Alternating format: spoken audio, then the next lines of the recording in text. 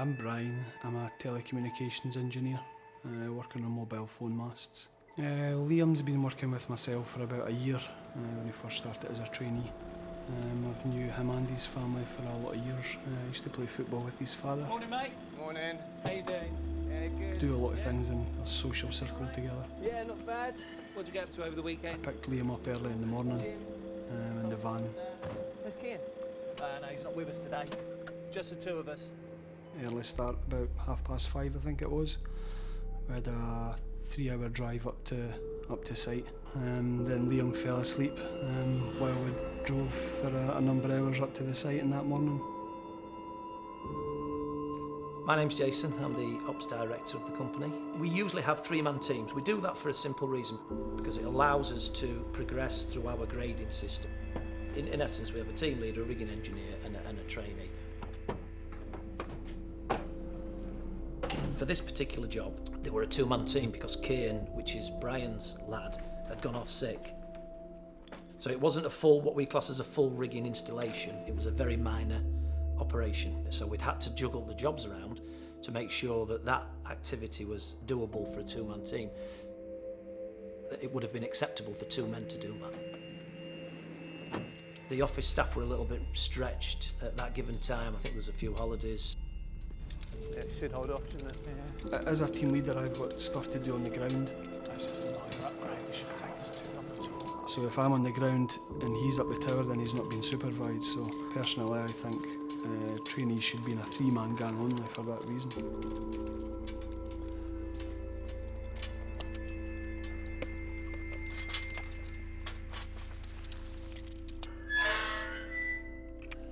can go and get the kit Yeah, for us. sure. Yeah. Don't forget the rescue kit.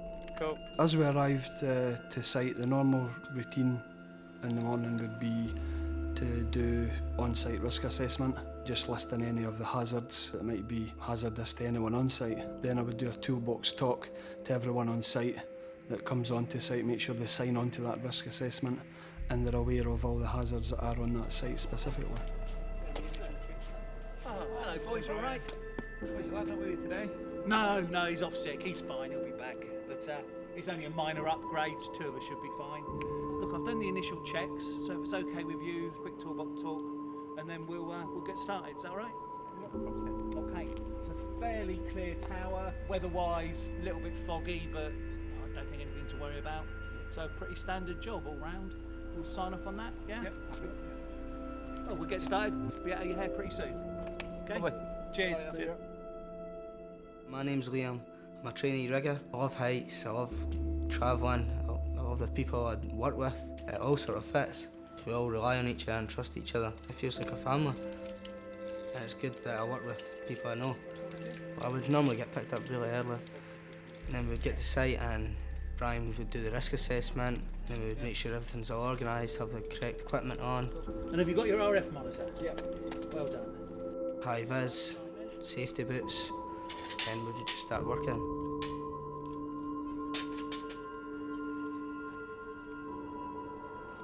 Do you want to go up and start taking the photographs? Okay. Yeah. You all right with what you're doing? Yeah, I'll meet you up there.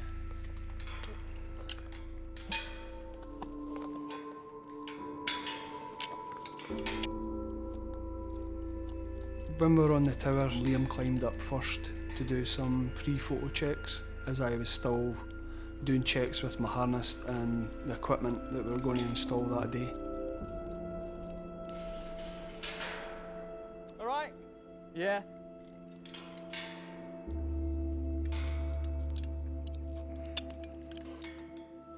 So then I started to climb up the tower. At that point, Liam was already at the top doing some pre-photos. And then I was still climbing up the tower. Once I got to the top of the tower, Liam had then climbed around the head frame to another position as I approached the top.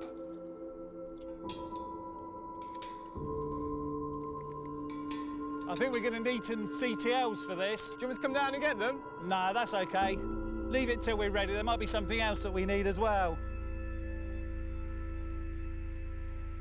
And that's when I heard Liam giving off the scream. More like a confused scream rather than a hurting scream. turned around after the scream and then I seen Liam fall down. Liam! What I saw after the scream was Liam fell. I seen him falling obviously backwards as he then hit the barbed wire and it had to climb. That's when I sort of seen his limbs starting to move, so I quickly looked away and then just started to climb down to see how he was.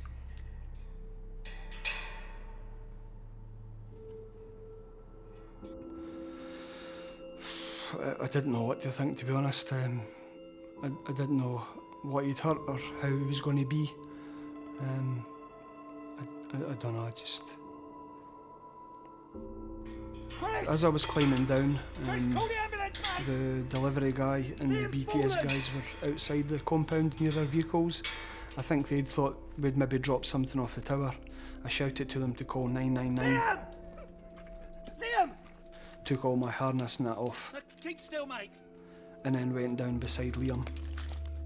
Try not to move. Here. Look, keep still. He was struggling to breathe. His chest was really inflamed. Look, the ambulance is coming. I then cut off his harness to try and give him some space. Cut his sort of clothes and that open to try and give him a bit more breathing space.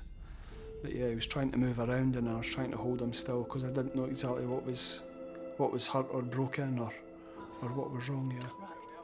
While I was attending to Liam, the delivery driver was on the phone to the emergency services.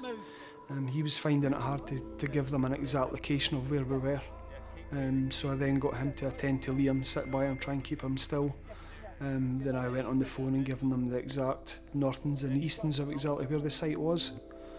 So I was on the phone to them for about 5 minutes and then the ambulance came right to site. I followed the ambulance into the hospital and then I waited obviously at the hospital while he was being attended to, waiting on his mother and father coming up. But yeah, I didn't really want to see them. I felt it was my fault. He was under my care. Sorry. So I was in the office working away. Phone call. Jason, it's Aaron, who's our rigging manager.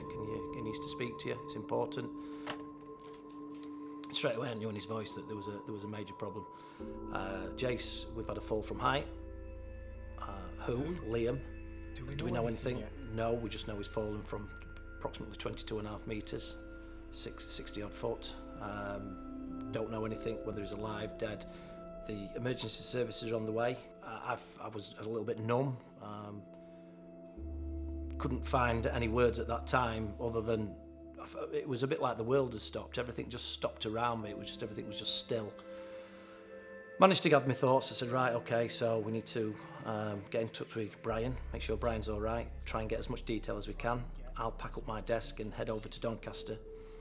On my way there, I'll speak to Scott Millington, who's our health and safety manager, and Martin Debenham, who's our managing director, and try and obviously get the word out that we've got a major incident.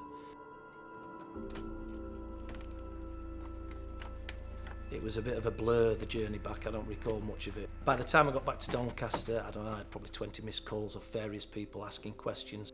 Went straight home, picked a bag up, told my wife that obviously I'm heading up to Aberdeen to see Liam in hospital. Picked Martin up and Scott, and we set off up to Aberdeen. It was an horrendous journey because obviously we still at that stage didn't know whether Liam. We knew that Liam was alive, but we didn't know the extent of his injuries.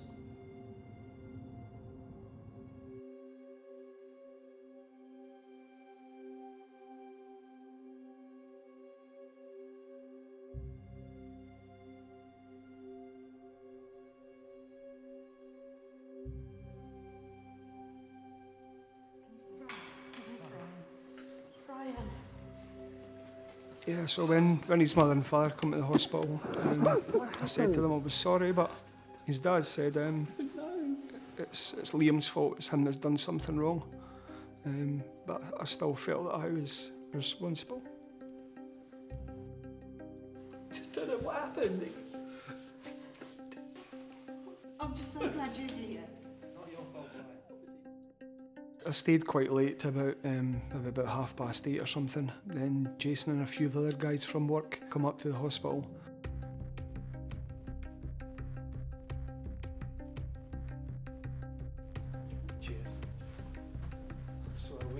eventually arrived at the A&E, I think it was about 8:30 at night. That's when the major panic set in, because obviously we were going in to see Liam's parents and we didn't know what kind of effect it had on them. You know, were they going to try and blame us? At this stage we didn't know what any facts, you know, whether the structure had failed or PP failure or anything. All we know is Liam had come off a tower at 22.5 metres. They told me to try and get home and get some sleep. I had a few hours drive home, but yeah, I was just really wanting home to my family.